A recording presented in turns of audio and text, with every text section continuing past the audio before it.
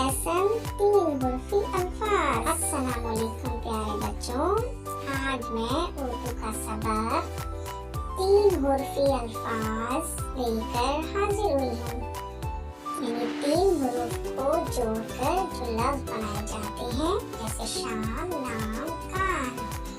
तो आइए देखते हैं हम और अल्फाज किस तरह हुरूफ को जोड़कर बनाते हैं। सबसे पहले है पान, पे अलिफ नून, पान।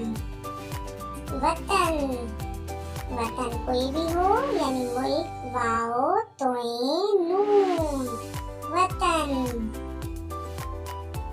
नोट, नून वाओ टे, नोट।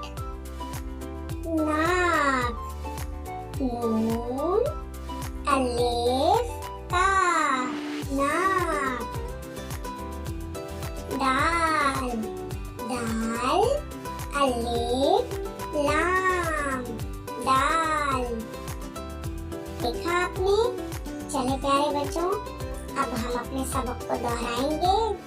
पान, नाक, वतन, नोट, दाल।